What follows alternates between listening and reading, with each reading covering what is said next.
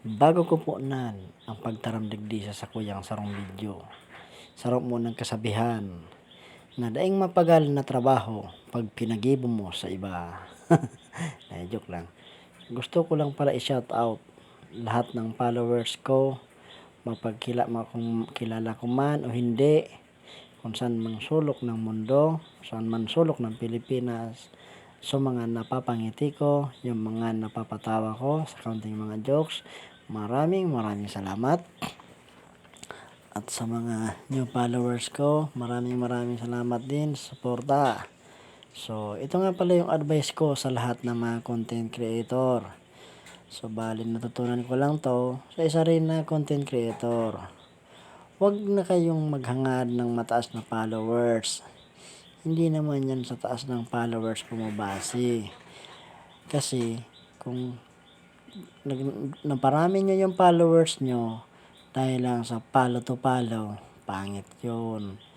Dapat talaga yung taos puso talaga yung magpapalo sa'yo, hindi yung papalo to follow. Kasi pinalo ka nga, kung hindi naman sa'yo nanonood ng video, useless yon. Di bale kung yung followers mo, at least yung followers mo ng gustong gusto sa'yo, na laging nagla-likes ng video mo, isi-share nila yan. So, sila yung magpaparami. So, pag nagustuhan naman ng iba, ipapalo ka na.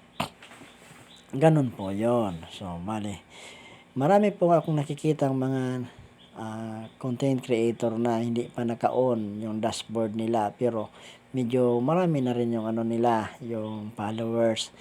At magano muna kayo, yung mga di pa alam, i-on nyo muna yung dashboard nyo para makita kayo ni Meta o ni Facebook, para yung video nyo mapanood niya at maikalat sa iba.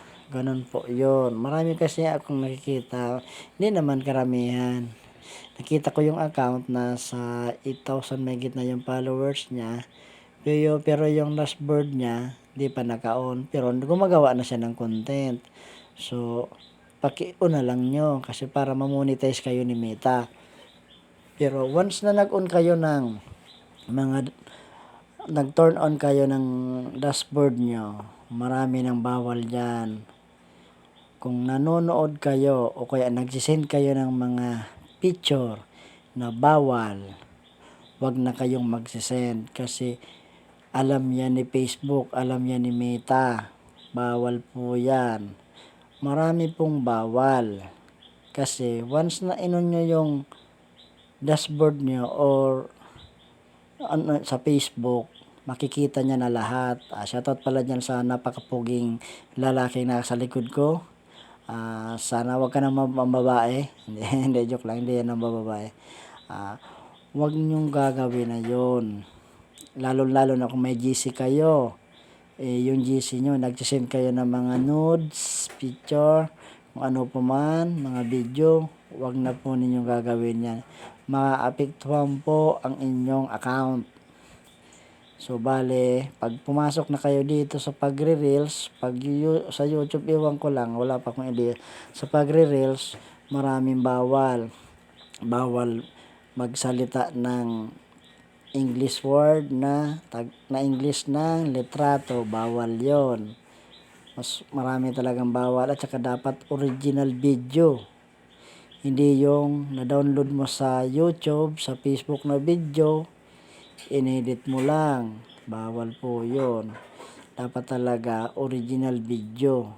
Yun ang maganda. Sabi ng isang content creator.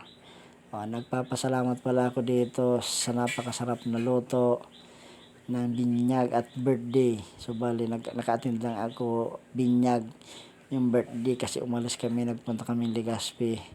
Shoutout nga pala sa Cabiniti family. Maraming salamat. So, ito nga pala yung isang palatandaan ko na talagang tumatanda na tayo kasi nagbibilang tayo ng mga inaanak. Isa po yan sa palatandaan na tumatanda na tayo. Sa edad na 20, 18, 18 pataas. Pag nag-edad na kayo niyan, lalo nagtrabaho na kayo, nagkapamilya na kayo, Baguhin niyo na yung buhay niyo para pagdating ng panahon, hindi kayo mahihirapan. Huwag niyong unahin ang sarap, maghirap muna bago ang sarap.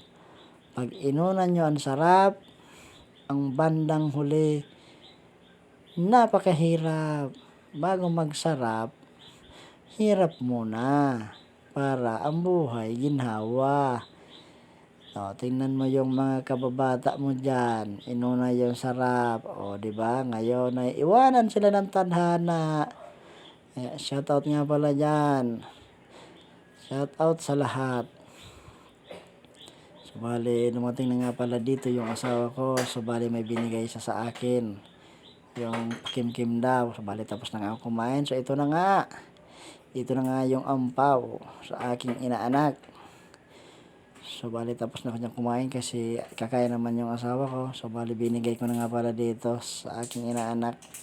So pasensya na kayo kung medyo mamantika yung mukha ko, nilagyan ko kasi yan ng prinituhan ng tamban yung mukha ko para mukhang makinis. Shoutout, salamat.